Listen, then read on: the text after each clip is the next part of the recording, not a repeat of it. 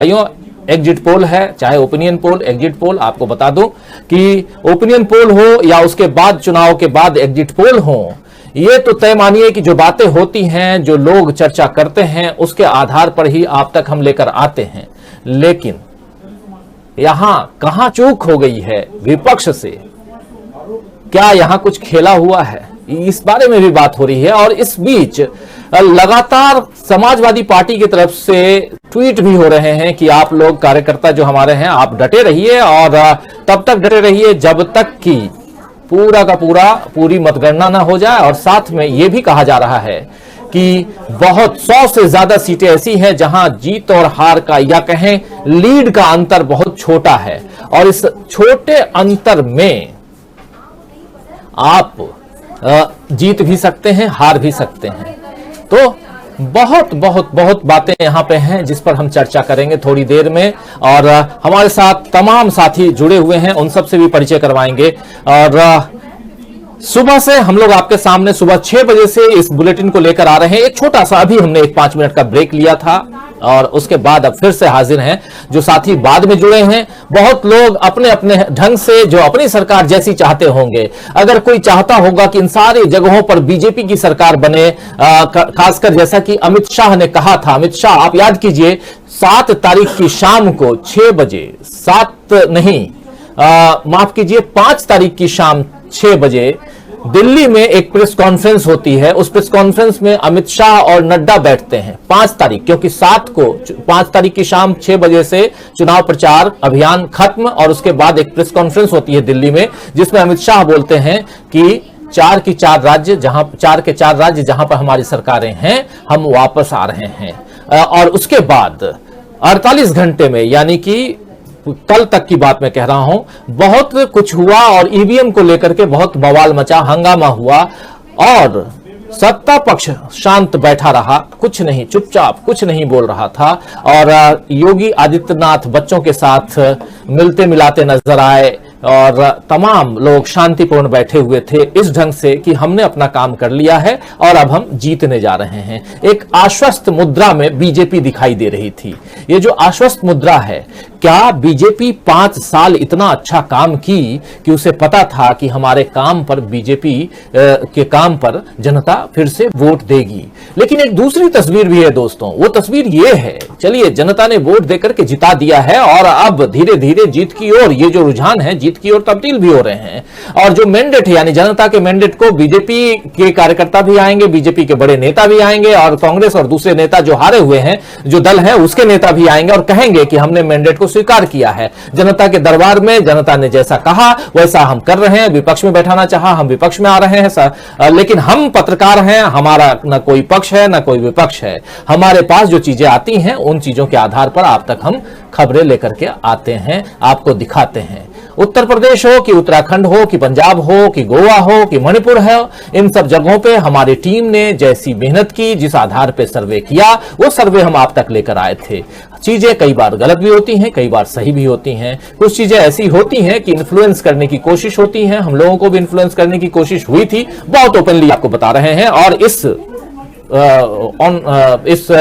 जब हम on air हैं तब आपके सामने ये बात मैं रख रहा हूं। इन्फ्लुएंस करने की कोशिश की गई थी, लेकिन हम लोग अपने हिसाब से जो चल रहा था वही हम लोगों ने दिखाया जो था। अब इसमें अगर हमारी कहीं चूक है तो हम आगे देखेंगे कि हाँ, कहां चूक हुई, कहां हम लोग गलत साबित हुए हैं। क्या हम लोगों ने जो अपनी आंखों से देखा, जो मुद्दे थे, चाहे वो बेरोजगारी का मुद्दा हो, चाहे वो गरीबी का मुद्दा हो, चाहे वो ओपीएस का मुद्दा हो, यानी ओल्ड पेंशन स्कीम का मुद्दा हो, चाहे वो 300 यूनिट फ्री बिजली देने का मुद्दा हो, चाहे वो छुट्टा या बेसहारा पशुओं का मुद्दा हो, इन तमाम मुद्दों पर लोगों ने वोट नहीं दिया। मुद्दे वे रहे कि 80 और 20, मुद्दे वे रहे जैसे बुलडोजर, मुद्दे वे रहे कि यहां पर लड़कियां जो हैं रात को सुरक्षित हैं, गहने लाद कर जा सकती हैं स्कूटी पे, और इस पर लोगों, यहां की जनता, उत्तर प्रदेश की बात कर रहा हूं, यहां की जनता स्वीकार कर रही है। उनको लगा कि नहीं, बिल्कुल कानून व्यवस्था दुरुस्त है, चलिए उस नाम पे आपने वोट दिया है तो आपकी जय हो और जनतंत्र की जय हो। तो इसलिए जीतता लोकतंत्र है, और आपको लगता है कि इस लोकतंत्र को इसी ढंग से जिताया जाता है, तो उसमें बहुत अच्छी बात है। और इसी पर अब हम चर्चा करने जा रहे हैं। हमारे साथ कुछ साथी जुड़े हुए हैं, आइए सबसे आपका परिचय करवाऊं। फटाफट जरा स्क्रीन पर ले आइए तमाम साथियों को जो जुड़े हुए हैं इस वक्त हमारे साथ। इस वक्त 5 वरिष्ठ पत्रकारों का 4 वरिष्ठ पत्रकारों का पैनल मौजूद है। हमारे साथ श्रवण गर्ग जी जुड़े हुए हैं, वरिष्ठ पत्रकार। हमारे साथ डॉक्टर सुनीलम जुड़े हुए हैं। हमारे साथ वरिष्ठ पत्रकार राजेश बादल जी जुड़े हुए हैं। हमारे साथ सीधे वाराणसी से अमित मौर्य जुड़े हुए हैं, और स्टूडियो में हमारे साथ वरिष्ठ पत्रकार पुष्प रंजन जी जुड़े हुए हैं। थोड़ी देर बाद जयशंकर जी भी हमारे साथ जुड़ने वाले हैं और हम चर्चा करेंगे। और एक मुद्दा, सुनीलम जी हैं, सुनीलम जी को देखते ही एक मुद्दा और ध्यान आ रहा है, जिस मुद्दे की बात मुझे पहले करनी चाहिए थी। इतना 5 मिनट से अपना मैं लेक्चर दे रहा था, उस पर एक बात और करनी चाहिए थी कि क्या किसानों का मुद्दा ये भी काम नहीं आया। लखीमपुर खीरी की सारी सीटें, यही से शुरुआत करते हैं डॉक्टर सुनीलम, कि आप लोगों का ये आंदोलन सरकार बदलने के लिए तो यह आंदोलन नहीं था, यह आप लोग भी कहते थे, आपकी मांग थी, आपकी मांग को सरकार ने मान ली। और उसके बाद जितने किसान थे, पश्चिमी उत्तर प्रदेश में जो ताना बाना आप लोगों ने बुना और एक बहुत गहरी खाई को पाटा, जिसमें जाट और मुसलमान एक हो गए, लेकिन उसके बाद भी बहुत ऐसी सीटें हैं पश्चिमी उत्तर प्रदेश में जहां, चलिए आगरा के बारे में हम लोग बात कर रहे थे, मथुरा के बारे में हम लोगों ने, जब हमारी टीम जब सर्वे कर रही थी तो आगरा और मथुरा को लेकर के वही था जो अभी आया है, उसमें एक आध सीटों का अंतर था। लेकिन लखीमपुर खीरी को लेकर के ऐसा नहीं था। क्या कहेंगे डॉक्टर सुनीलम? जी, मुझको ये लगता है कि कांग्रेस जो किसान आंदोलन था, वो किसान आंदोलन के चलते ही एक वातावरण बना भारतीय जनता पार्टी या योगी मोदी सरकार के खिलाफ में। इस बात को स्वीकार करना चाहिए। दूसरी बात यह है कि इसका जो असर दिखलाई पड़ना था वो दिखलाई नहीं पड़ रहा है, विशेष तौर पर लखीमपुर खीरी के अंदर और पश्चिमी उत्तर प्रदेश में। ये बहुत ही ज्यादा आश्चर्य का मामला है। तो ये वोट कहाँ गया, ये एक महत्वपूर्ण बात है, क्योंकि मैं इस बात को लगातार मैंने दौरा किया है, 30 जिलों के अंदर, 30 जनपदों के अंदर दौरा किया है और 125 सीटों के ऊपर दौरा किया है। तो मुझको कहीं पर भी इस तरीके की बात दिखलाई नहीं पड़ी कि वहां पर किसी स्तर का भी ध्रुवीकरण हो रहा हो, या फिर जो मुद्दे अभी आपने गिनाने का काम किया था उन मुद्दों को लेकर के कोई चर्चा ना हो। मुझे लगता है कि ये सब कुछ रहा है, और जिस तरीके से समाजवादी पार्टी के गठबंधन की जो सीटें बढ़ी हैं, उनका जो परसेंटेज है वो 22% से अगर अभी 35-38% के ऊपर वो जा रहा है, तो वो उसके अंदर परिलक्षित होने का काम वो हो रहा है। लेकिन विशेष तौर पर ये दोनों जगह जिसका आपने जिक्र किया, इस तरीके का नतीजा आना आश्चर्यजनक है। लेकिन हम इस तरीके का नतीजा भी असल में देख चुके हैं। मैंने मुल्ताई के अंदर भी ये नतीजा इस तरीके का देखा, मंदसौर के अंदर भी देखा।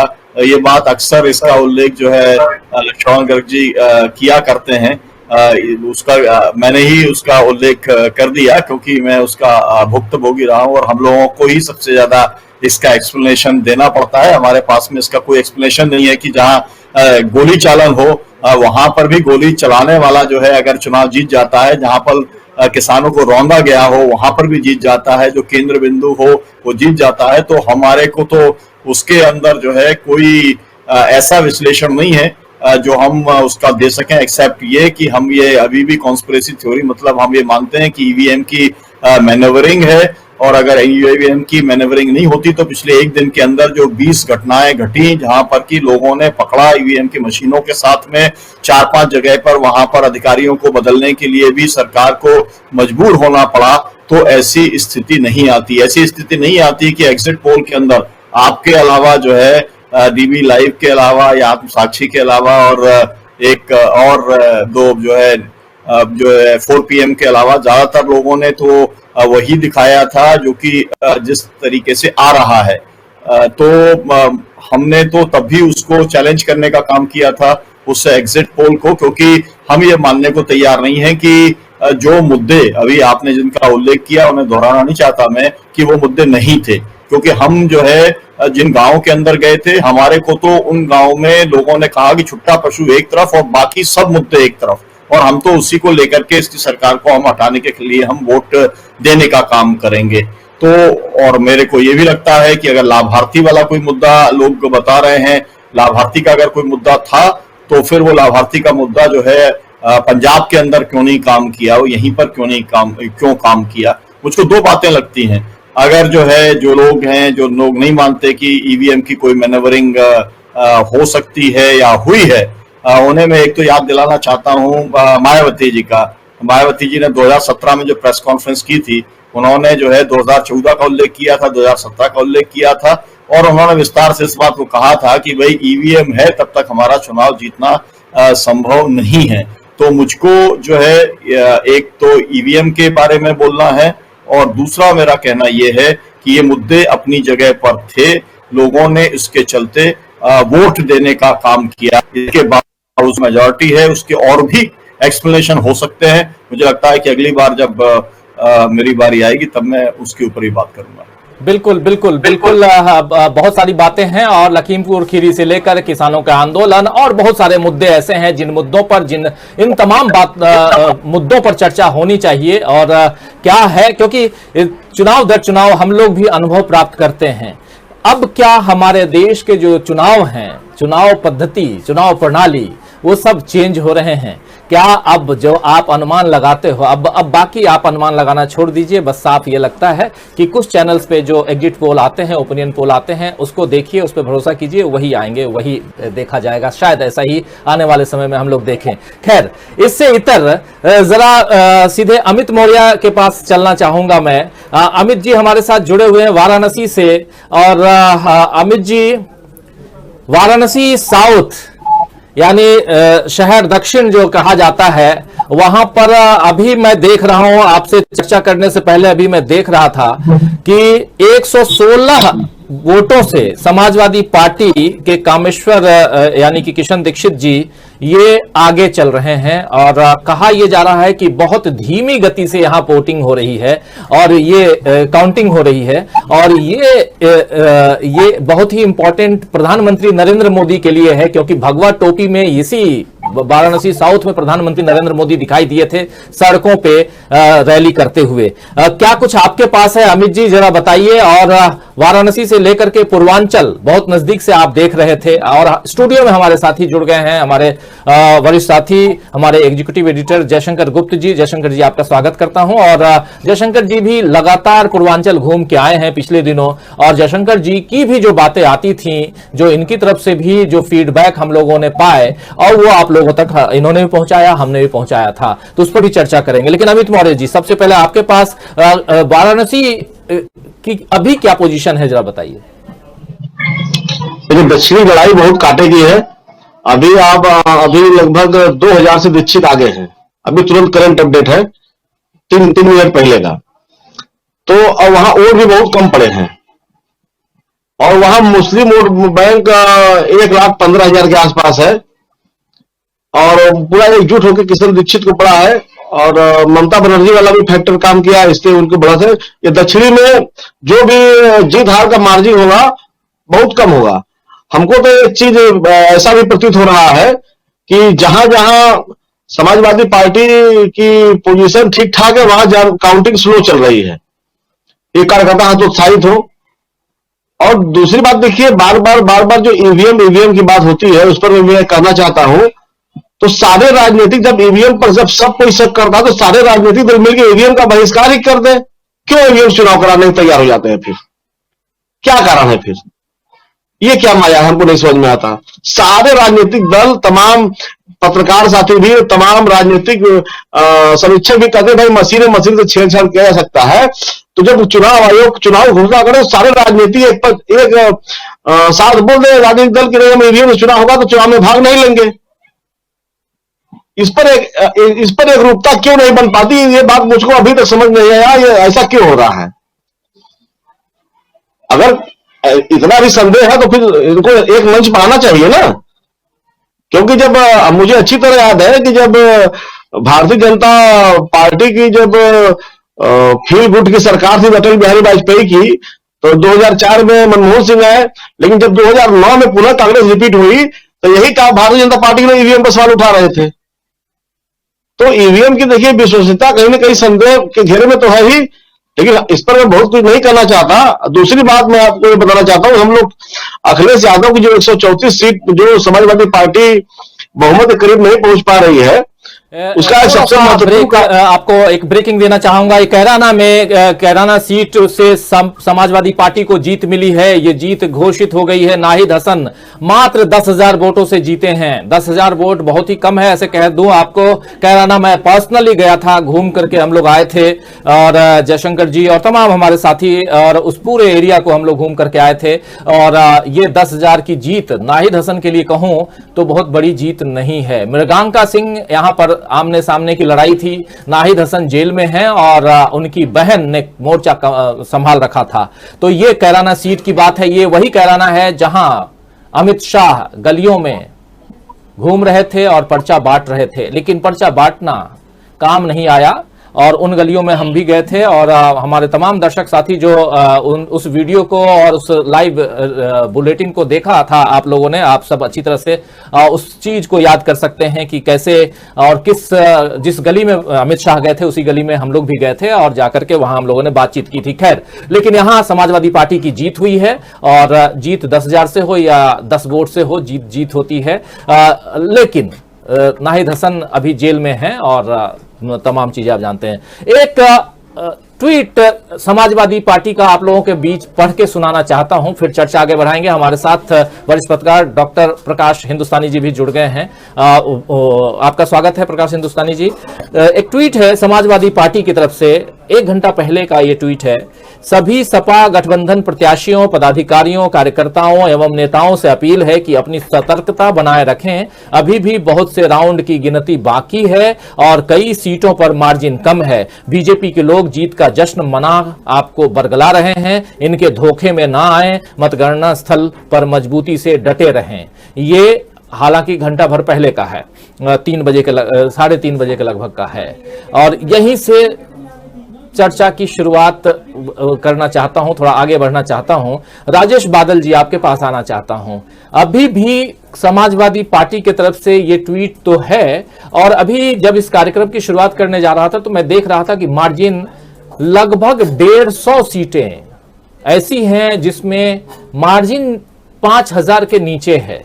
इसमें अलग अलग भी थोड़ी देर में और वो आंकड़े मैं रख दूंगा सामने। और 5,000 के नीचे मार्जिन, कोई आगे चला जा रहा है, कोई पीछे आ रहा है। और लेकिन दूसरी तरफ, ये उत्तर प्रदेश की बात कर रहा हूं, दूसरी तरफ ये भी कहा जा रहा है, जो अभी अमित मौर्य कह रहे हैं वाराणसी से, कि बहुत धीमी गति से उन जगहों पे मतदान, और ये लगातार चल रहा है कि उन जगहों पे काउंटिंग करवाई जा रही है जहां पर कहीं हार की गुंजाइश या थोड़ा लगता है कि यहां, जैसे कि वाराणसी सीट है। ये एक मुद्दा है, मामला है जिस पर आपसे मैं चर्चा करना चाहता हूं। इसके साथ साथ जिससे शुरुआत मैंने की थी और डॉक्टर सुनीलम के पास जिसमें आया था कि जो मुख्य मुद्दे हैं, राजेश बादल जी, जो मुख्य मुद्दे हैं, क्या ये सारे मुद्दे इस चुनाव में हवा हो गए? और इस चुनाव में सिर्फ और सिर्फ कानून व्यवस्था, बुलडोजर, और लोगों को यह भरोसा हो गया कि ये जो सरकार है यही हमको सुरक्षित रख सकती है, और इस नाम पर लोग निकल के आए बाहर, और यहां हम रिपीट सरकार देख रहे हैं। क्या कहेंगे, आपका क्या कहना है इस पे? देखिए राजीव जी, ये बात बिल्कुल सही है कि जो रुझान अभी तक चल रहे हैं वो रुझान थोड़े से अप्रत्याशित तो हैं, और अप्रत्याशित हैं। तो आप जब कह रहे हैं कि 150 सीटें कुछ ऐसी हैं जहां पर हार जीत का अंतर 5,000 से कम है।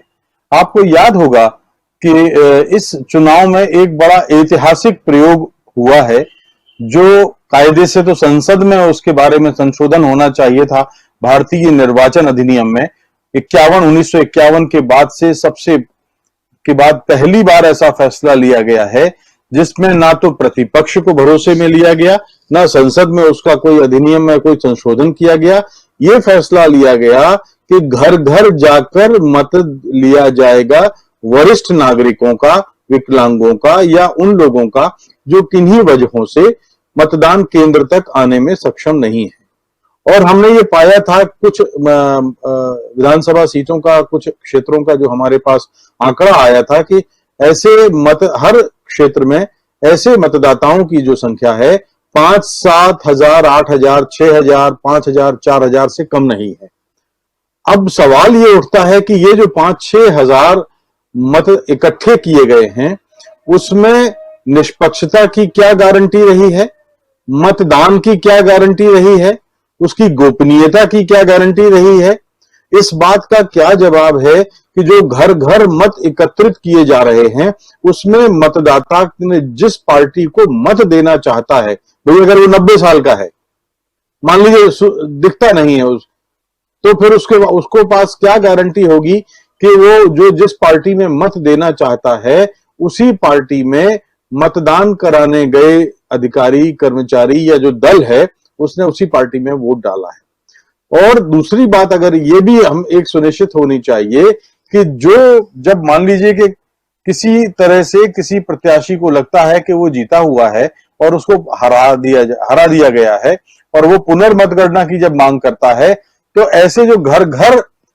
जाकर के मत एकत्रित किए गए हैं 5000, क्या उनमें जाकर के प्रति परीक्षण किया जाएगा एक एक मतदाता से कि भाई आपने अमुक पार्टी को वोट दिया था या नहीं दिया था? ये सबसे बड़ा पोल है जो मुझे लगता है कि चूंकि 150 सीटों का अंतर कम नहीं होता है, एक बात। दूसरी बात यह है जो मुझे लगता है कि आपने अभी जो बात कही थी कि जो मुद्दे हम लोग लगातार 1-1.5 महीने से 2 महीने से चर्चा कर रहे थे, किसानों का मसला था, महिलाओं का मसला था, बेरोजगारी का मसला था, उत्तर प्रदेश के पिछड़ेपन का मसला था, कोरोना के दरमियान नाकामियों का मसला था, तमाम तरह के जो मुद्दे थे वो लोगों के दिमाग को नहीं मथते रहे हैं चुनाव के दरमियान या उस वक्त जबकि वो वोट करने जा रहे हैं। मेरा कहना यह है कि ये उत्तर प्रदेश जैसा जो परंपरागत मिजाज का जो प्रदेश है, शायद हम उस वक्त नहीं समझ पाए, हम समझ रहे थे कि शायद उस समय ये बात नहीं प्रभाव डालेगी, लेकिन अब ऐसा लगता है कि ये प्रभाव डालेगी, कि डाला है इस बात ने कि जो सांप्रदायिक विभाजन का जो सिलसिला 1980 के बाद से शुरू हो गया है वो अब इतना स्थायी हो गया है कि अब मुझे लगता है कि वो अब आने वाले दिनों में भारतीय जनता पार्टी को किसी भी चुनाव में इसका जिक्र करने की जरूरत नहीं है, हिंदू मुस्लिम करने की जरूरत नहीं बचेगी, क्योंकि अब ये धारणा ग्रास रूट लेवल तक समा गई है कि अगर भारतीय जनता पार्टी है तो हिंदुओं के हित शायद उसके हाथ में सुरक्षित है। ये स्थायी धारणा बन गई है और इसलिए जब वो फैसला करता है तो तब ये नहीं देखता कि वो किसान है या वो महिला है या वो क्या है। तो एक कारण ये हो सकता है। दूसरी बात, में आपको याद होगा, मैं कई बार मैंने इस बात को दोहराया है कि भारतीय जनता पार्टी उत्तर प्रदेश में इसलिए आसानी से हथियार नहीं डालेगी क्योंकि बंगाल में तो ममता बनर्जी इसलिए लड़ पाई क्योंकि ममता बनर्जी की अपनी सरकार थी, अखिलेश यादव की सरकार उत्तर प्रदेश में नहीं थी। और माफ कीजिए, मैं पहले दिन से कह रहा हूं कि अखिलेश यादव में वो जुझारूपन नहीं है जो ममता में है। ममता के पास ये अनुभव, जो जुझारूपन और लड़ने की जो कला है, वो लगातार उनके अपने अनुभव से आई है। अखिलेश यादव के पास वो कला नहीं आई है। दूसरी चीज ये रही है कि अखिलेश यादव को लड़ना पड़ा है। मैं इस बात पर भी जोर देता रहा हूं कि जो उनका पिछला कार्यकाल था, वो पिछला कार्यकाल इस मामले में बहुत ही गंदा था, कलंकित था। उनकी पार्टी की छवि बहुत खराब थी और उस कड़वे अनुभव को मतदाता भूल नहीं पाए। ये मैं हर शो में, हर चर्चा में कहता रहा हूं कि समाजवादी पार्टी को अपने अतीत के इस प्रेत को जब तक दूर नहीं करेगी तब तक समाजवादी पार्टी के लिए मजबूत प्रतिपक्ष के रूप में उभरना बड़ा मुश्किल है। और अंतिम बात मैं कहूंगा, फिर अगले चरण में बात करेंगे कि जो कांग्रेस और जो के साथ समाजवादी पार्टी ने पिछले चुनाव में किया था गठबंधन, माना कि किया था, लेकिन इस चुनाव में उन्हें इस आधार पे फिर गठबंधन करना चाहिए था, नतीजे मिलते या नहीं मिलते, क्योंकि अभी बहुत लंबा सफर है। 2 साल के बाद फिर लोकसभा का चुनाव है और तब ये इस आधार पर करना चाहिए था कि भारत में लोकतंत्र की गाड़ी समान रूप से खींचने के लिए पक्ष के मुकाबले मजबूत प्रतिपक्ष की जरूरत है और इस बात को समाजवादी पार्टी, क्योंकि उत्तर प्रदेश की वो बड़ी पार्टी है, उसको ध्यान में रखना चाहिए था। जी राजीव जी। बिल्कुल, कई बार हम लोग इसी चर्चा में ये बात करते भी रहे, आप भी जिक्र करते रहे हैं और कई हमारे तमाम साथी जो हैं वो भी करते रहे कि विपक्ष को एकजुट होना होगा, मजबूत होना होगा। कुछ ऐसे आंकड़े आप लोगों के सामने रखूंगा जिसमें साफ जाहिर होता है कि बीजेपी क्यों जीती। तो उसमें साफ नजर आता है कि कांग्रेस है, बसपा है, समाजवादी पार्टी है, इन तीनों पार्टियों के बीच बराबरी से मत बट गए और उसके बाद जो बचा हुआ था वो बीजेपी ले गई। तो ये बिल्कुल सही कह रहे हैं। जयशंकर जी, आपके पास आना चाहूंगा, फिर हमारे और भी साथी हैं, लोगों से भी बात करूंगा। जयशंकर जी, पहली प्रतिक्रिया आपसे, सुबह से पहली बार मुलाकात हो रही है और पहली प्रतिक्रिया आपकी, सब कुछ आपके सामने है। उत्तर प्रदेश में भी आप पश्चिम से लेकर पूरब तक खुद घूम कर आए थे। हम लोगों के सामने जो आंकड़े आए थे, उन आंकड़ों के आधार पर जो हम लोग एग्जिट पोल भी लेकर आए थे, वो भी कहीं ना कहीं बहुत हद तक जो जमीनी हकीकत देख करके हम लोग आए थे वही था, लेकिन उसके बाद भी यहां रिजल्ट कुछ और दिख रहा है। क्या कारण हो सकता है? इसके बहुतेरे कारण हो सकते हैं राजीव जी। मतलब क्या कहा जा सकता है, एक तो सबसे बड़ी बात ये रही है कि अखिलेश यादव और उनकी पार्टी के लोग ओवर कॉन्फिडेंस में मारे गए। सभाओं में जिस तरह से उनकी भीड़ हो रही थी, उससे बहुत उत्साहित भीड़ भी होती थी, रिएक्टिव भीड़ होती थी, रेस्पॉन्सिव भीड़ होती थी। तो इससे उनको एक तो ये हो गया। दूसरा जो है, बहुजन समाज पार्टी एकदम बॉटम पे चली गई और बहुजन समाज पार्टी के वोट किसी न किसी रूप में भाजपा को ट्रांसफर हुए हैं। एक तो एक कारण यह है। मायावती जी ने खुद भी कहा था कि भाई सपा को वोट मत देना, भाजपा को भले दे देना। तो एक तो उनका आह्वान था। तो बीएसपी जहां लड़ी भी है, वहां अदर देन जाटव या चमार, जो भी कहिए दलित जो है उन सीटों पर जो कैंडिडेट जिन्होंने 1.5-2 करोड़ रुपए देकर टिकट खरीदा था, उनको क्या मालूम था कि बहन जी ने सौदा कर लिया है, कहीं और से सौदा कर लिया है। तो उसको भी देखते, उनको जो वोट मिला सो मिला, बाकी ये वोट जो इनका अपना सॉलिड था वो ट्रांसफर नहीं हुआ। और जैसा मैं बार बार कह रहा था चर्चाओं में कि बहुजन समाज पार्टी का जो जाटव या चमार या दलित वोट में युवा तबका जो है, उसमें से बड़े पैमाने पे उसने समाजवादी पार्टी के गठबंधन को साथ दिया है। एक तो ये रहा है। दूसरा यह है कि भाजपा और आरएसएस ने बड़े सुनियोजित ढंग से, इसको हम बार बार कहते भी थे हम लोग कि एक क्या उसको बोलते हैं, उसका एजेंडा की तरह एक सेट कर दिया, नैरेटिव सेट कर दिया कि साहब योगी जी और मोदी जी नहीं रहेंगे तो हिंदू खतरे में पड़ जाएंगे। तीसरा जो है कि यादवों का गुंडा राज फिर से वापस आ जाएगा। और जैसे हम तो पूरी उत्तर प्रदेश में जब घूम रहे थे तो वहाँ उसी समय लोग कह रहे थे, हमारे जो जानने वाले लोग भी थे, अति पिछड़ी जातियों के लोग भी थे, वैसे समाज के लोग भी थे कि साहब अभी से यादव लोग जो है बहोरी मतलब बाह को ऐसे चढ़ाने लग गए हैं, तो अब जब सरकार बनेगी तो फिर क्या होगा। इन बातों को मैं आपसे पहले एक बार चर्चा हो रही थी तो हमने कहा था कि लखनऊ सचिवालय में एक छोटी सी घटना हुई थी। एक महिला के साथ बदसलूकी हुई थी और बदसलूकी करने वाला अफसर जो था वो यादव था। वो खबर अखबारों में छपी, उसका वीडियो वायरल हुआ और उसके साथ आरएसएस के लोगों ने और आईटी सेल ने भाजपा के एक स्लग लगा करके कि देखो यादव आ रहे हैं। ये पूरा पूरा उत्तर प्रदेश में इसको नैरेटिव फैलाया गया। इसका जवाब, इसको काउंटर जो करना चाहिए था अखिलेश यादव को या उनके रणनीतिकारों को, वो लोग इसका काउंटर नहीं कर पाए, उसको समझा नहीं पाए कि भाई नहीं ऐसी बात नहीं है। उसी समय पर कहते वो कि भाई उसको सख्त सजा मिलनी चाहिए और हम इंश्योर करना चाहते हैं कि अगर हमारी सरकार बनेगी तो चाहे जाति किसी की हो या परिवार किसी का हो, उसका ध्यान नहीं रखा जाएगा, कानून अपना काम करेगा।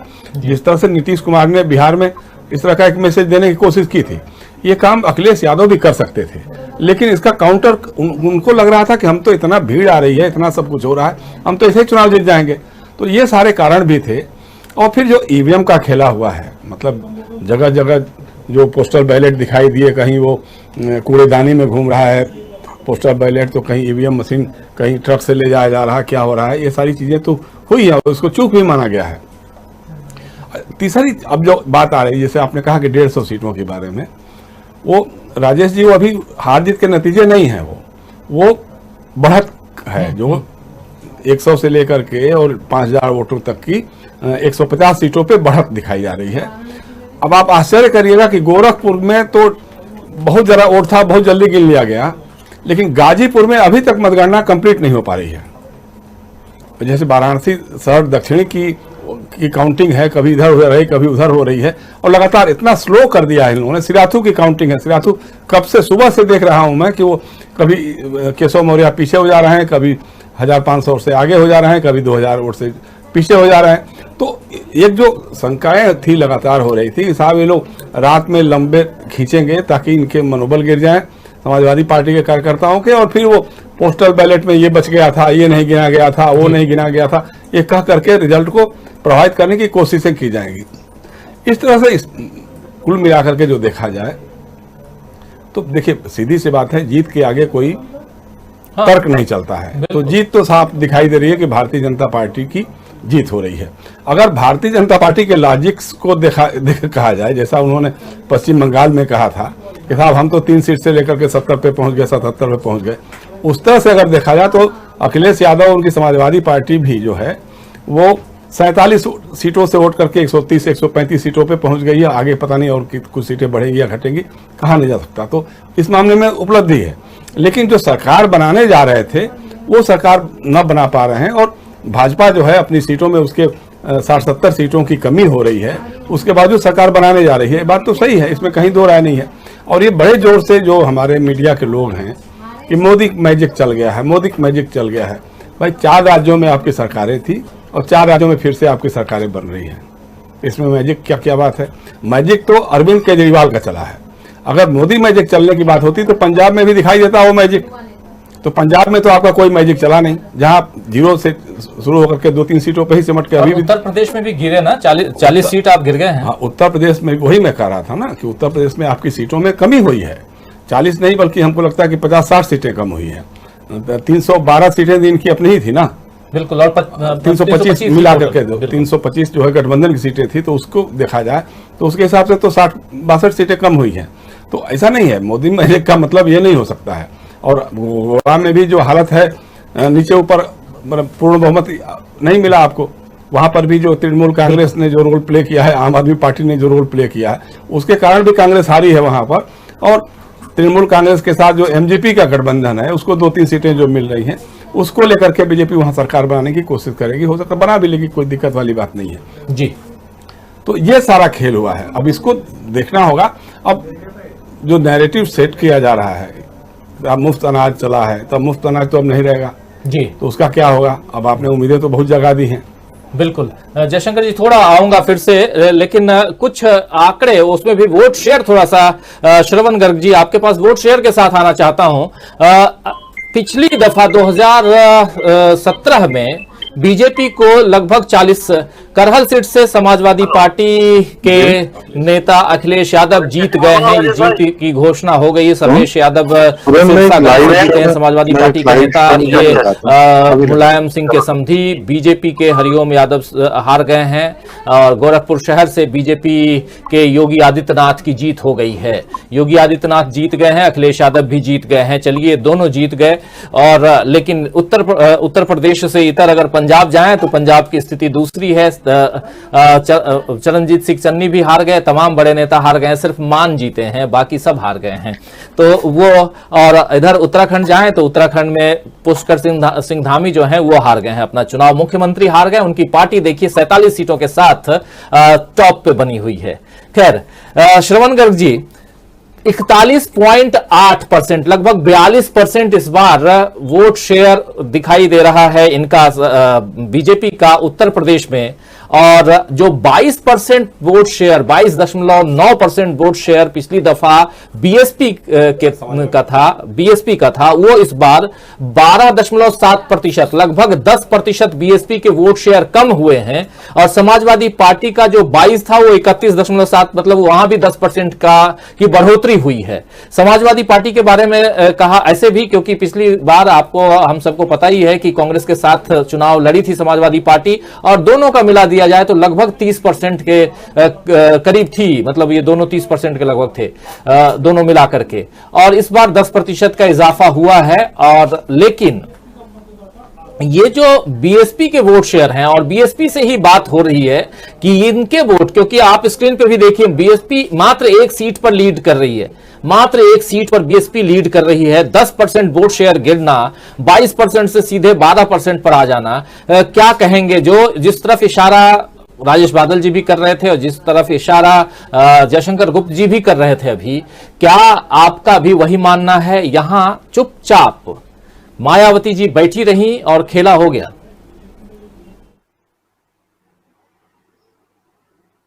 आवाज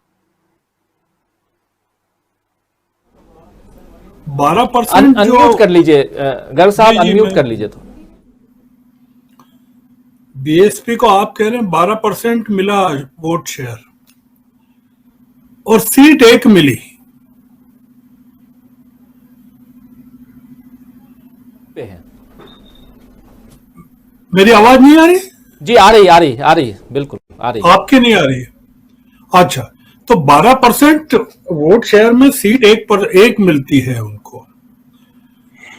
तो जो वोट, बाकी जो वोट है वो कहां गया, किसको गया? वो वोट, आप कह रहे हैं कि बीजेपी का वोट शेयर भी कम हुआ है। बीजेपी का वोट शेयर जो है वो बढ़ा है। पिछली दफा 39 पॉइंट समथिंग था, इस बार मतलब लगभग 40 का, तो इस बार लगभग 42 है। 2% का इजाफा हुआ है बीजेपी के वोट शेयर में। नहीं, मैं वो कह रहा हूं कि 2% बढ़ा है। तो अगर बीएसपी का 10% कम हुआ है तो बीजेपी का 12% बढ़ना था ना, या 8% और बढ़ना था? एक मिनट, नहीं श्रवण जी, उसमें यह है कि जो बीजेपी से बहुत सारा वोट जो कम हुआ है, जैसे जाट किसान हैं, नहीं, वो मैं समझ गया, वो एसपी को भी गया है। का वोट जो घटा है उसकी भरपाई बीएसपी के लोगों ने जाके वहां पे की है। जी हाँ, तो मैं ये पूछ रहा हूं कि जो इनकी 76 सीटें बढ़ी हैं एसपी की, वो किसके वोट से बढ़ी है? वो बीएसपी के वोट से बढ़ी है कि बीजेपी का जो 52 सीटें कम हुई हैं उससे बढ़ी है? मतलब यही दो बचते हैं, मतलब या तो बीएसपी का वोट मिला है एसपी को या बीजेपी का वोट मिला है। मैं जो एक चीज है, मैं पूरा का पूरा जो हमारा एनालिसिस है वो मैंने सुबह भी आपसे चर्चा में कह रहा था कि एक नेगेटिव ट्रेंड पर चल रहा है। मैं पॉजिटिव ट्रेंड पर उसको ये लाना चाहता हूं कि हम इस चीज की बात नहीं करना चाहते हैं कि बीजेपी की 52 सीटें कम हो गई हैं, और इस चीज को नहीं बात करना चाहते हैं कि समाजवादी पार्टी की 76 सीटें बढ़ी हैं। अब 47 सीट्स थी और 76 सीटें बढ़ गई हैं, और हम ये मिरेकल ढूंढ रहे हैं कि इसकी सरकार क्यों नहीं बनी। तो क्या वो समाजवादी पार्टी की वो तैयारी थी क्या? और एडवर्स फैक्टर ये है कि लखीमपुर में जहां कुचला जाता वहां भी बीजेपी जीतती है, जिसके बारे में सुनील हम कहते हैं कि ये भी आश्चर्यजनक है, क्योंकि मंदसौर में भी बीजेपी जीत गई थी और मुल्ताई में भी जीत गई थी। और पश्चिमी उत्तर प्रदेश में अगर पोलराइजेशन नहीं हुआ और बीजेपी के खिलाफ माहौल था, तो वहां क्यों इतनी फर्स्ट फेज और सेकंड फेज की सीटें जो आप भी बता रहे थे उसमें इतना गड्ढा क्यों हो गया? तो मेरा ये मानना है कि जो हम बीजेपी के उसमें डेंट की जितनी उम्मीद कर रहे थे उतनी समाजवादी पार्टी की तैयारी नहीं थी। दूसरा मैं ये पूछना चाहता हूं राजीव जी कि जो कांग्रेस को जो मिला है वोट परसेंटेज शायद 8% है, कितना है? 2% है। 2% मिला है। ओके, तो 2% जो वोट मिला है वो अगर बीजेपी को मिल जाता या 2% मिला, तो आपको क्या लगता है कि वो बीजेपी से मिला है उसको 2%? कि समाजवादी पार्टी से मिला होगा।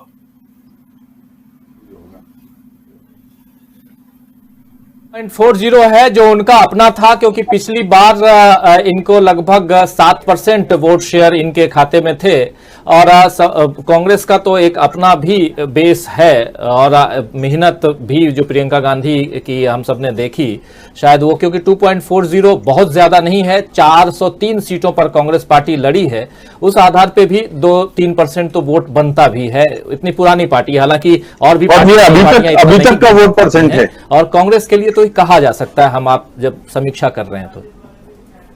खैर, मैं तो इस इलेक्शन को बहुत अलग तरीके से देख रहा हूं मैं, और देखना भी पड़ेगा, क्योंकि आप समाजवादी पार्टी को केंद्र में रखकर, और अखिलेश को, जैसा जयशंकर जी भी बता रहे हैं, अखिलेश की पर्सनैलिटी के बारे में बता रहे हैं, अखिलेश की तैयारी के बारे में बता रहे हैं, 2-3 चीजें हैं कि जो हमको देखना चाहिए। किसान आंदोलन अगर नहीं होता, मान लीजिए, तो क्या होता? क्या उत्तर प्रदेश में कोई माहौल होता चुनाव के लिए, विपक्ष के लिए? कौन सा विपक्ष क्या था उत्तर प्रदेश में किसानों के आंदोलन के पहले? तो किसानों के आंदोलन के बाद कांग्रेस का आंदोलन, प्रियंका का प्रवेश करना, और फिर एक जो भीड़ को लेकर कह रहे हैं, जो जयशंकर जी ने भी कहा कि क्या भीड़ को लेकर गलत अनुमान हो गए। क्या हो सकता है कि ये जो भीड़ है, भारतीय जनता पार्टी ने अखिलेश की सभा में भेजी हो कि आप भीड़ जमा करते हैं, सब जगह भीड़ जमा करिए आप, जिससे कि ये लोग इन्फ्लेटेड रहें भीड़ के नशे में, और इनको लगे कि ये जीत रहे हैं और ये हार गए। मतलब कोई अनहोनी नहीं है कि जो भीड़ अगर दिखी और वो कन्वर्ट नहीं हो रही है वोट में, तो क्या कारण हो सकता है? तो कोई ऐसा कारण तो है नहीं। मैं इस इलेक्शन को जनरलाइज नहीं कर सकता। जैसे गाजीपुर की बात चल रही है, तो जो फैक्टर्स गाजीपुर में अप्लाई कर रहे हैं आप जीत के लिए या भारतीय जनता पार्टी की मुसीबतों के लिए, तो वो बाकी जगह क्यों नहीं कर रहे हैं? तो वो बाकी जगह कौन से फैक्टर्स थे जहां भारतीय जनता पार्टी जीत गई और गाजीपुर में दिक्कतें आ रही है? कोई इसका ग्लोबल या जनरल ट्रेंड है क्या उत्तर प्रदेश में सीटों के जीतने या हारने का? हम थोड़ा सा जनरलाइज कर रहे हैं कि क्या क्या फैक्टर्स हो सकते हैं, क्योंकि जिन पैरामीटर्स पर एग्जिट पोल हुए होंगे आपने भी किया है, तो ये जो सारे एग्जिट पोल्स हैं, जितने हैं, मैं देख रहा था मेरे सामने पड़े हैं, सबके फिगर्स लगभग एक जैसे हैं, केवल जो 326 सीटें जो दी है इसने, टाइम्स ने, उसको छोड़कर बाकी बीजेपी को जितनी सीटें मिली हैं उसके लगभग ही सारी सीटें हैं। तो क्या कारण हो सकता है कि ये जो उत्तर प्रदेश को लेकर जो टुडेज का और चाणक्य का है पूरा का पूरा एग्जिट पोल, वो बीजेपी को 294 बता रहा है, और इंडिया टुडे का जो बता रहा है वो 326 बता रहा है, तो 288 और 326। तो बाकी लोगों के जो 245, 223, 288 और ये जो लगभग हैं, वो उसका क्या कारण हो सकता है? इनके पैरामीटर्स का, वो किन मुद्दों आधार पर इन्होंने ये सीटें तय की होंगी, आप बता सकते हैं? क्योंकि आपने भी किया है, तो इनके और आपके पैरामीटर्स में कहां फर्क आया होगा? ये समझने, यही तो हमको भी समझना है, क्योंकि एक देख रहे हैं अभी भी 252 सीटों पर खुद बीजेपी लीड कर रही है, और एक बीजेपी का आंकड़ा एक आया था 4 तारीख के बाद, मार्केट में घूम रहा था 255 सीटों का, और 255 और आसपास ही तमाम जो हैं वो दिख रहे हैं। जो उसके बाद जो एग्जिट पोल आया इस पे भी, हालांकि सामने रिजल्ट है तो इस पर हम लोग ज्यादा सवाल नहीं उठा सकते हैं, लेकिन ये कह सकते हैं जरूर कि बीजेपी का जो इंटरनल सर्वे जिसको सर्कुलेट किया गया या सर्कुलेट हो गया हो, वो इंटरनल सर्वे बिल्कुल सटीक था, क्योंकि उसी आधार पर यहां दिखाई दे रहा है 252 सीटें दिख रही हैं। अभी मैं चुनाव आयोग के लीड और विनिंग के बाद जो है 252 सीटें देख रहा हूं चुनाव आयोग के उस पे, हमारे उस पे रुझान इनके साथ जो अपना दल और बाकी इनका गठबंधन है उनके साथ में है, लेकिन ऐसे 252 सीटें इटसेल्फ बीजेपी की, और 255 सीटें उनका अनुमान था कि हम 255 सीटें लेकर आ रहे हैं बीजेपी, तो वो सामने स्क्रीन पर है। इससे अब इसके इर्द गिर्द बहुत सारी बातें की जा सकती हैं और हो सकता है कि और रिजल्ट आ जाए तब हम लोग करेंगे, लेकिन ये सवाल जो आपने उठाया है श्रवण गर्ग साहब, बहुत ही वाजिब सवाल है कि आखिर उन लोगों ने क्या देखा और हम लोगों ने क्या नहीं देखा, और क्यों उनकी तरह हम लोगों का सर्वे नहीं आया।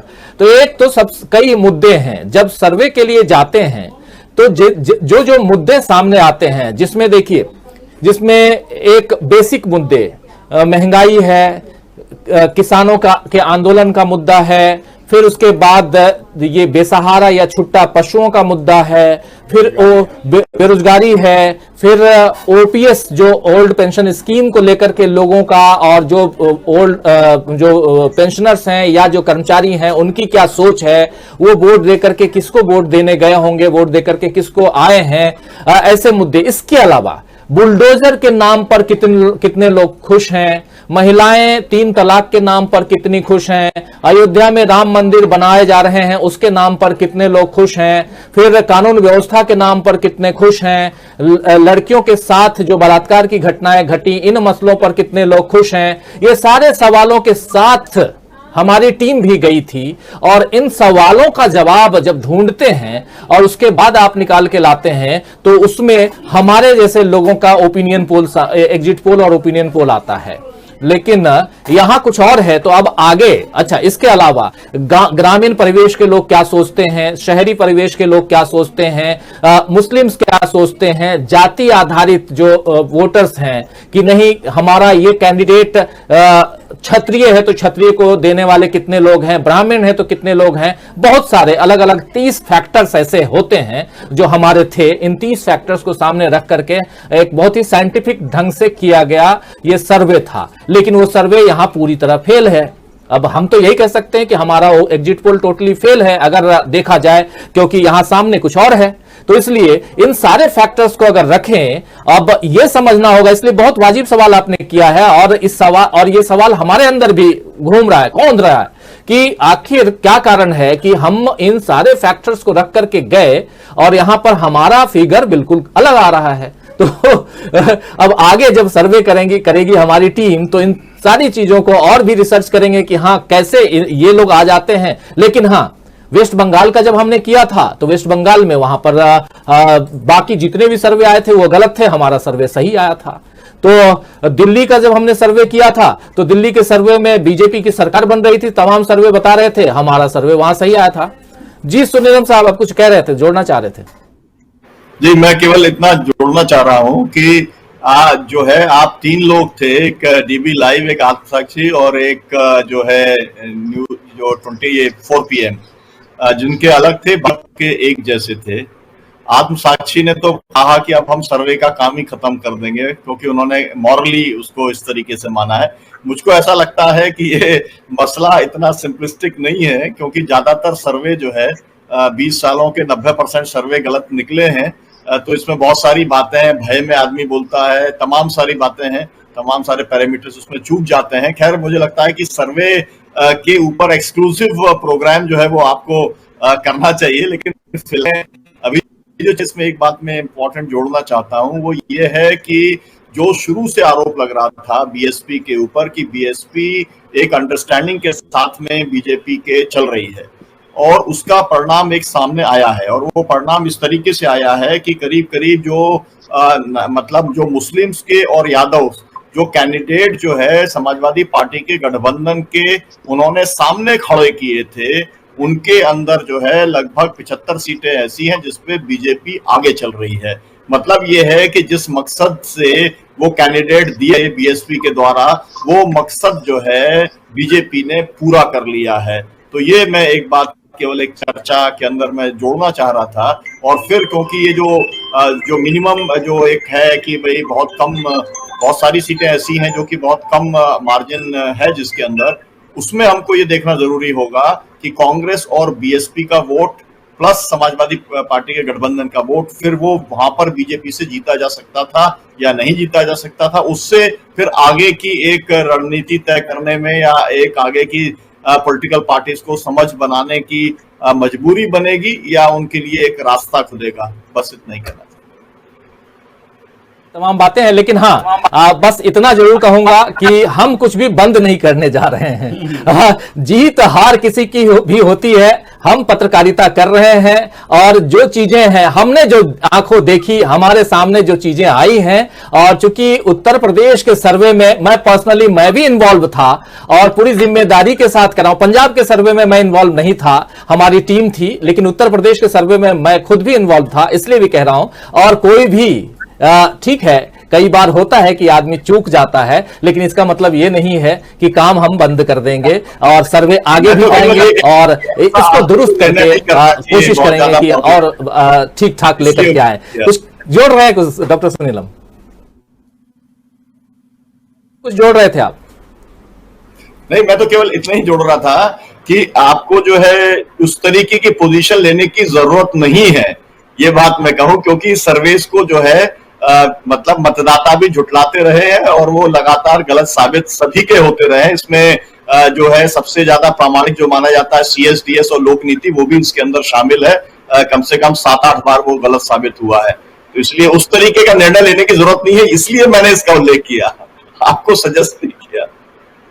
बिल्कुल बिल्कुल। एक बार आना चाहूंगा पुष्परंजन जी आपके पास, सर्वेज बाकी चीजें इन पर बिल्कुल जैसी सलाह डॉक्टर सुनीलम ने दी है, बहुत सही सलाह है कि इस पर भी एक कार्यक्रम करना चाहिए और हम करेंगे, बिल्कुल कार्यक्रम करेंगे और पूरा खुल करके और तमाम पहलुओं पर चर्चा करेंगे।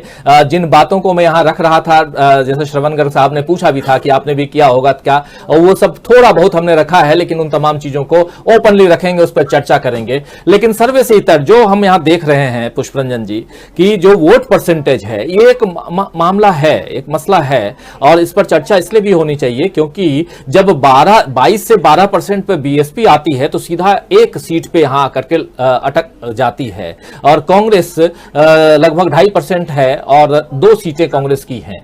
लेकिन कांग्रेस और बीएसपी दोनों में जो लड़ाई पहले दूसरे की नहीं, यहां तीसरे नंबर और चौथे नंबर की लड़ाई और दोनों पिछड़ती हुई नजर आ रही है। और जो सुबह भी मैं दे रहा था, अभी भी देख रहा था मैं कि बहुत ऐसी सीटें हैं पुष्परंजन जी जहां इन तीनों ने आपस में लड़ाई लड़ ली है और चौथी पार्टी यानी बीजेपी वो बहुत आगे निकल गई। यानी बीएसपी आप उसको चाहे नोएडा की सीट देखिए, ग्रेटर नोएडा जो गौतम बुद्ध नगर है, यहाँ 3 सीटें हैं, दादरी है, जेवर है, नोएडा है, यहीं पर देख लीजिए। फिर आगे बढ़िए आप, गाजियाबाद है, वहां भी मुरादनगर, मोदी नगर या साहिबाबाद, सब जगह इसी ढंग से चलता हुआ आगे बढ़ रहा है। क्या कहेंगे ओवरऑल? देखिए, बीजेपी का आंकड़ा मैनेजमेंट है ना, बहुत जबरदस्त है। अब कोई गणितज्ञ है वो उसको समझेगा और अच्छे से उसको डिफाइन करेगा। मैं तो उसी कॉन्स्पिरेसी थियरी पर आ रहा था, जो पिछले शो में भी हम लोग बैठे थे और बाद में भी इससे पहले भी डिस्कस कर रहे थे। कुछ पॉइंट्स हैं जिसपे थोड़ी सी नजर डाल लेनी चाहिए जी। ऐसा क्या हुआ था कि यूक्रेन का मीडिया हाइप सबसे ऊंचा भारत में चलाया गया लगातार, इतना ज्यादा कि उत्तर प्रदेश के चुनाव की चर्चा बहुत कम होती थी, 20% से अधिक नहीं। और आप पूरा देखेंगे किसी भी सो कॉल्ड गोदी चैनल का तो लग जाए कि लगातार चल रहा है, उस पर उत्तर प्रदेश की चर्चा नहीं हो रही है। दूसरा, कोई उत्सव, इन्होंने कहा कोई भी उत्सव नहीं मनाएंगे, इसको लेके कोई चर्चा नहीं करेंगे कहीं भी। लड्डू अपने मुंह के साइज का कहीं नहीं देंगे दुकानदार को ऑर्डर कि भाई लड्डू का ऑर्डर पहले से एडवांस में हम दे रहे हैं। उसके बाद इन्होंने, योगी ने पहली बार ऐलान किया कि 275 सीटें हम ले आएंगे जैसे भी। तो आखिर योगी को कैसे इसका आभास हुआ, ये भी अपने आप में व्याख्या का विषय है, क्योंकि 275 जब उनका फाइनल जब आएगा, अगर टच करता है तो यानी कि वेल प्लान था पूरा का पूरा। जयशंकर जी ऐसे बोल रहे थे कि देखिए एक पंजाब तो छोड़ दिया, बाकी 4 जगह तो हैं। पंजाब जिसके लिए छोड़ा मोदी जी मुमकिन है ने, वो पंजाब में उनका बी टीम उसको कहा जाता है। आमतौर पे जो विश्लेषक कहते हैं वो कहते हैं आम आदमी पार्टी भी बीजेपी की बी टीम है, तो आपने उसके हिस्से में भी छोड़ दिया कि चलो हम नहीं तो वहां पर अच्छा वो हो भी नहीं सकते थे कि जो समीकरण है उस हिसाब से किसी भी सूरत में नहीं हो सकते थे। तो ऐसा कुछ करना चाहिए, ऐसे कोई समीकरण बैठाने चाहिए कि वहां पर आम आदमी पार्टी रहे तो हम चैन से रहेंगे। 5वां, गुजरात पुलिस का कांस्टेबल, उसका बयान और फटाफट उसको वहां से हटाया गया, जिसने कहा था कि यहां पर विजय सुनिश्चित है, आएगा तो जोगी। किस बिना पर कहा, यह भी सोचने की बात है।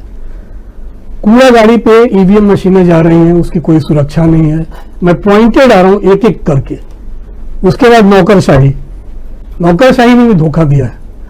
नौकरशाही में धोखा यूं दिया है कि बोर्ड का कलर बदल दिया गया 1-2 जगह कलेक्टर कार्यालय का, तो सबको लगा कि अरे नौकरशाही बदल रही, इसका मतलब कि सरकार जो है जा रही है बीजेपी की। वो बोर्ड का कलर बदल रहे, ग्रीन कर रहे हैं, इसका मतलब बीजेपी जा रही और ये आ रहे हैं।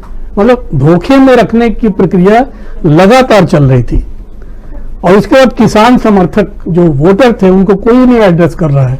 वो तमाम जो किसान नेता कहे जा रहे थे उन्होंने छोड़ दिए, जैसे बेसहारा पशु छोड़ दिए जाते हैं ना, उसी तरह से वोटरों को कोई गाइड करने वाला नहीं था कि भाई तुम्हारा दायित्व तो क्या है। हाँ जी ठीक है, कोई बात नहीं, किसान तय करेंगे कि किसको देना है नहीं देना है। अरे भाई पीक आवर्स में जबकि उनको बताया जाता है, कन्विंस किया जाता है, कोई भी वोटर आपका होता है कि आपको करना क्या है, आपने उसको छोड़ दिया बेसहारा कि जाओ आपकी मर्जी, जिसको देना है दो, जो आपकी पसंद का हो। तो यहाँ भी मुझे लगता है किसान जो नेता तमाम थे, जिसको हम लोग सिंगू बॉर्डर से लेकर गाजीपुर तक देखते थे, उन लोगों ने भी बेसहारा छोड़ दिया अपने किसान मतदाताओं को। वही किसान राजनीति अगर पंजाब में हो रही है तो वहां भी वो सक्सेस नहीं हो रहे हैं। इसका मतलब कहीं ना कहीं वो डोर जो है कोई खींच रहा है अपनी तरफ से, वो डोर खींच रहा था और ये सारा खेल का एक हिस्सा था इस कॉन्स्पिरेसी थियरी का। ये तो जो हुआ सब हुआ, व्हाट नेक्स्ट, इसके बाद क्या होने वाला है जो दिख रहा है वो बता रहा हूं। राज्यसभा की तस्वीर बदल जाएगी। वो यूं बदल जाएगी कि इस साल 75 सीटें खाली हो रही हैं, इसमें 73 इलेक्टेड होंगे और बाकी 2 नॉमिनेटेड हैं। तो जो इलेक्टोरल कॉलेज है उसमें मतलब कुल 776 सांसद, 4120 विधायक, ये लोग उस सूची में रहेंगे जो चुनेंगे राष्ट्रपति को। अब यहाँ खेल क्या हो कि जो इलेक्टेड ये जो 2 राज्य हैं, खासकर पंजाब और यूपी का, 11 उत्तर प्रदेश से और 7 पंजाब से, और बाकी भी हम देखेंगे सारा कुछ, मतलब कि 19 तो राज्यसभा की सीटें इन 2 स्टेट की बता रहा हूं। बाकी आप पूरे समीकरण को देखेंगे तो राज्यसभा की शक्ल दूसरी होगी अगली बार। ये सारा जो आगे का खेल है। और एक चीज जो अमित मालवीय जी कह रहे थे कि आखिर जितने भी प्रतिपक्ष के नेता हैं एकजुट क्यों नहीं हो जाते हैं कि भाई ईवीएम के अगर है तो हम चुनाव में भाग नहीं लेंगे। देखिए अमित जी, हाँ अमित मालवीय जी की बात कर रहा हूँ। लेकिन इसमें खेल क्या है, एक स्टेट आप जीतने दो प्रतिपक्ष को, वो आगे चलिए कहेंगे चलिए भाई ईवीएम की वजह से हम जीत गए हैं। तो जहां जो मुख्य जो सबसे बड़ा गेटवे जो सत्ता का है वहां जीतना इस ईवीएम के खेल से। बंगाल हार जाते हैं कोई फर्क नहीं पड़ता है, राजस्थान हार जाते हैं, छत्तीसगढ़ हार जाते हैं कोई फर्क नहीं पड़ता है, उत्तर प्रदेश नहीं हारना चाहिए किसी भी हालत में। तो इसलिए कह रहा हूं कि इस मशीन का खेल बहुत लंबा चौड़ा है। जी राजीव जी। जी बिल्कुल बिल्कुल। प्रकाश हिंदुस्तानी जी, बातें आप सबकी सुन रहे हैं, क्या कहेंगे? बहुत देर से आप सबकी बातें सुन ही रहे थे सिर्फ, और चाहे वो सर्वे की बात हो, चाहे आप देखिए इन आंकड़ों का वोट शेयर की बात हो, चाहे मुद्दों की बात हो, और उत्तर प्रदेश की बात। राजीव जी, आंकड़े बड़े दिलचस्प होते हैं। 2.4% वोट पाने वाली कांग्रेस के पास 2 सीटें हैं और 12% वोट पाने वाली बीएसपी के पास 1 सीट। तो अब बीएसपी कह सकती कि हम वोट के अनुमान से तीसरे नंबर पर हैं, कांग्रेस कह सकती कि सीटों के हिसाब से हम तीसरे नंबर पर हैं। तो ये जो गणित है ये एक अलग गणित है। जहां तक चुनाव में भ्रष्टाचार या गलत तरीके अपनाने की बात है, एक सीमा तक ये बहुत आसानी से संभव है। लेकिन जब करोड़ों वोटर हों, इतने बड़े राज्य में चुनाव हो, तो वोटिंग मशीन में आप बहुत सारी वोटिंग मशीनों में एक साथ गड़बड़ी नहीं कर सकते। न ही जैसा राजेश बादल जी कह रहे थे कि जो बुजुर्ग मतदाता उनके वोटों में भारी गड़बड़ी। ओवरऑल होता क्या है कि और जो यहाँ मुस्लिम कैंडिडेट रहे हैं वहां पे उस ढंग से सपोर्ट नहीं मिला है, पूरी तरह से जैसा मिलना चाहिए था।